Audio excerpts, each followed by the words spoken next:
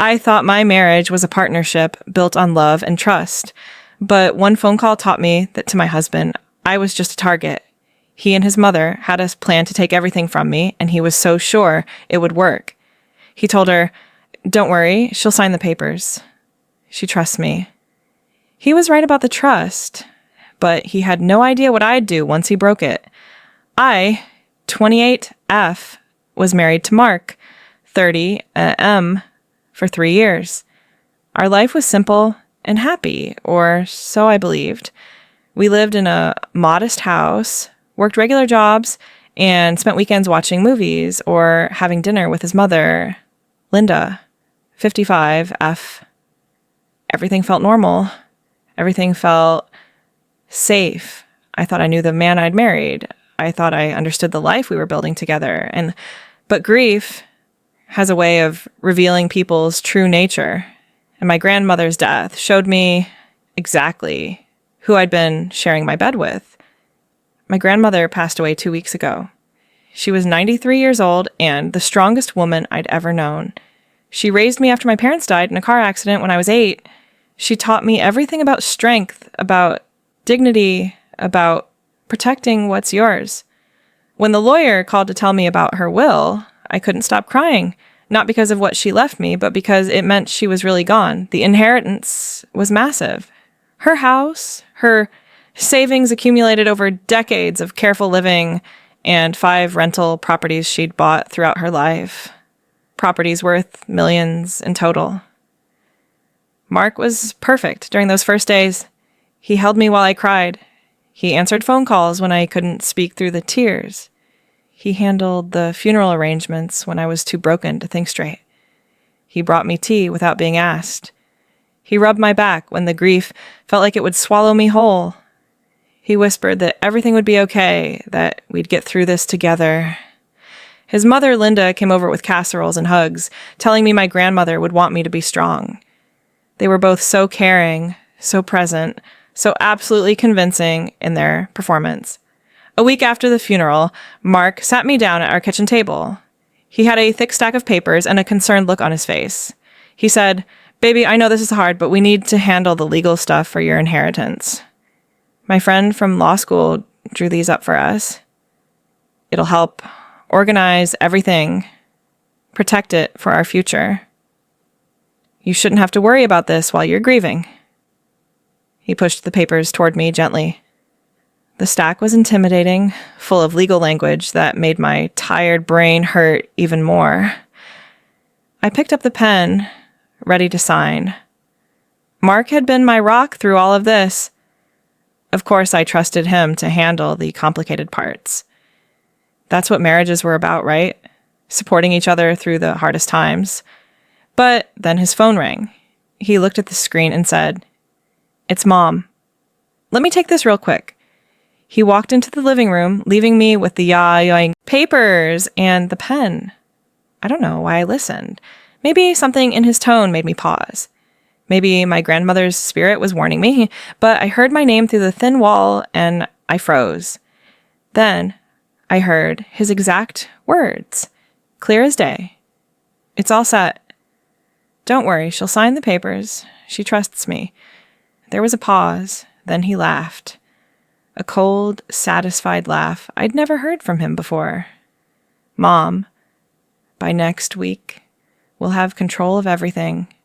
The houses, the money, all of it. She has no idea what she's signing." My hand started shaking.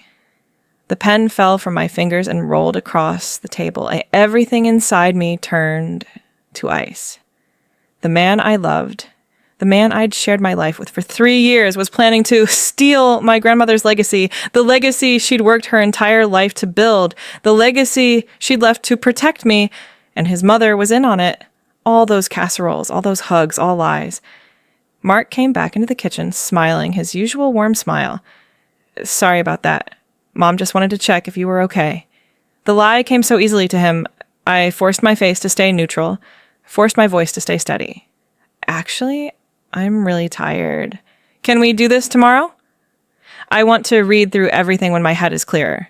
He nodded, completely confident. "Of course, baby. Take your time. There's no rush." but I saw the flash of impatience in his eyes. They were eager to complete their plan.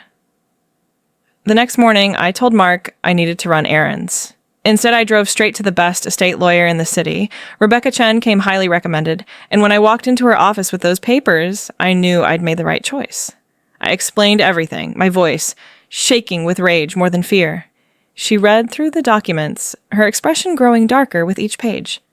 She said, "These documents would destroy you financially. They create an irrevocable trust that transfers all your inherited assets into a corporation. The sole owner and beneficiary of that corporation is Linda Morrison, your mother-in-law. There's also a power of attorney clause that would give your husband complete control over any future assets you acquire. If you'd sign these, you'd have nothing. They'd own everything your grandmother left you." The confirmation hit me like a physical blow, but it also ignited something inside me. My grandmother didn't raise me to be a victim. She raised me to be smart, to be strong, to protect what's mine. Rebecca helped me create a plan. We spent hours drafting new documents, creating an ironclad trust that protected every penny of my inheritance. She also helped me investigate our joint finances. What we found made everything worse. Mark had been slowly transferring money from our joint savings to his mother's account for 6 months. Small amounts that I'd never noticed, but they added up to thousands. For the next week, I gave the performance of my life. I smiled at Mark over breakfast. I kissed him goodbye when he left for work. I acted excited when Linda came for dinner, even complimented her new haircut. I told Mark that my lawyer friend had looked over the papers and said everything looked good. I said I was ready to sign them. I suggested we celebrate this new chapter in our lives with a special dinner. Let's invite your mom, I said. She's been so supportive. I want her there when we make it official. Mark's eyes lit up with greed disguised as love. "That's a great idea, baby. Mom will be so happy. I bet she would be. I made reservations at the most expensive restaurant in the city. I told them I wanted the best table, visible to everyone. I wanted witnesses for what was about to happen. The night arrived. I wore my best dress. The red one Mark always said made me look incredible. Linda wore pearls, probably already spending my money in her mind. Mark wore his lucky tie, the one he wore to job interviews and important meetings. They both glowed with anticipation. We ordered champagne. They ordered the most expensive items on the menu. Lobster for Linda, Wagyu beef for Mark. They were celebrating their victory before they'd won it. Linda said, "You know, dear, your grandmother would be so proud of how you're handling everything. Keeping the family together, making smart decisions." The audacity of using my grandmother's memory in their scheme made my blood boil, but I smiled and nodded. "She taught me to be careful with money, to protect what matters," Mark said, "and that's exactly what we're doing, protecting our future, our family's future." He reached over and squeezed my hand. His touch made my skin crawl, but I squeezed back. The main course arrived. The moment had come. I stood up, raising my champagne glass. "I'd like to make a toast to family, to trust, and to learning the true value of both." Mark and Linda raised their glasses, smiling wide. Their greed made them blind to the change in my tone. I continued, my smile dropping completely. "And I'd also like to toast my new lawyer, who taught me that the papers a loving husband asks his grieving wife to sign should probably not transfer her entire inheritance to his mother." The color drained from their faces instantly. Mark's glass started shaking in his hand. Linda's mouth fell open, her lips moving, but no sound coming out. The entire restaurant seemed to pause, sensing the drama unfolding at our table. I pulled a folder from my purse and slid it across the table. "What is this?" Mark stammered, his voice cracking. I said, "Those are my copies of the fraudulent documents you tried to trick me into signing." I pulled out a second, thicker folder. "These are our divorce papers. My signature is already on them." Linda finally found her voice. She said, "You can't do this. We're family. Mark loves you." I said, Love doesn't involve stealing millions from your grieving wife. Love doesn't involve conspiracy with your mother to commit fraud. And speaking of fraud, I've already secured every penny my grandmother left me. Your name is off all our joint accounts, Mark. The locks on the house have been changed. Your belongings are in trash bags on the curb, Mark said. You're overreacting. It wasn't like that. We were trying to help you. I said, help me? By stealing everything? Oh, and Mark, there's one more thing. I filed a police report about the money you've been stealing from our savings account. $23,000 transferred to your mother over 6 months. Embezzlement is the word the detective used. Linda stood up, knocking over her wine glass. Red liquid spread across the white tablecloth like blood. She said, You little witch! You can't prove anything. My son was trying to protect you. You're too young and stupid to handle that kind of money. The entire restaurant was staring now. Phones were out. Recording. I stayed perfectly calm. I said, Your son was caught on recorded phone calls discussing the fraud. My lawyer has everything. The police have everything. And now everyone in this restaurant has witnessed your reaction. I pulled out enough cash to cover my meal, placing it carefully on the table. I said, enjoy your dinner. It'll probably be the last expensive meal you have for a while.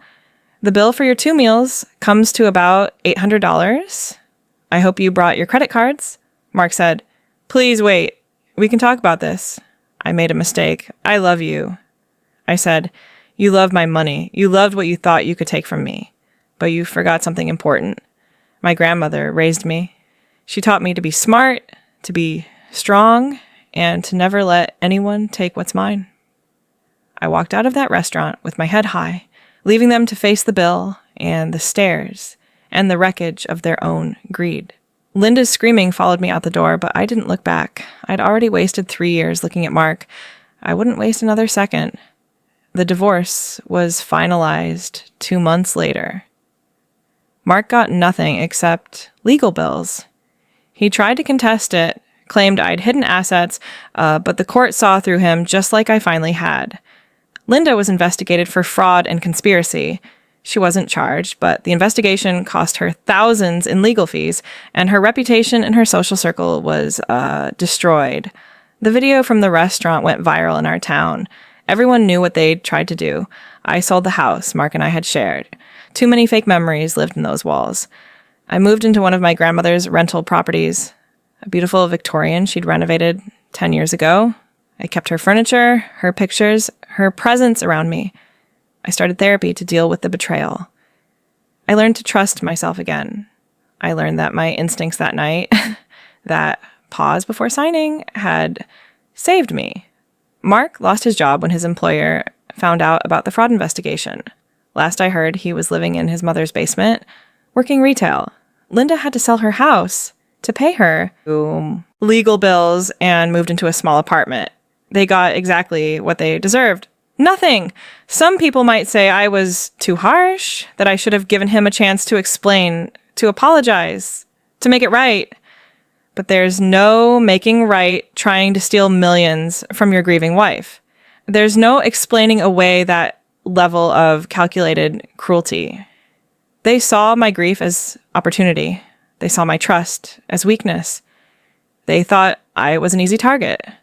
They were wrong. My grandmother didn't raise an easy target. She raised a survivor. She raised someone who knows that when people show you who they really are, you believe them the first time. And when they try to take everything from you, you make sure they end up with nothing. The inheritance my grandmother left me is safe now, protected in trust that no one can touch. But the real inheritance she gave me was the strength to stand up for myself, the wisdom to see through deception, and the courage to walk away from anyone who would betray me. Mark and Linda thought they were stealing money. They had no idea they were teaching me the most valuable lesson of my life. That sometimes the best revenge isn't just winning. It's making sure the people who tried to destroy you lose everything in the process. My grandmother would be proud, not of the money I kept, but of the strength I found. The strength she always knew was there. The strength that turned their greed into their downfall. They wanted to make me homeless, to take everything my grandmother had built. Instead, They're the ones who lost their homes, their security, their future. And I'm living in my grandmother's beautiful house, surrounded by her memory, protected by her wisdom, and finally free from people who never deserved my trust in the first place.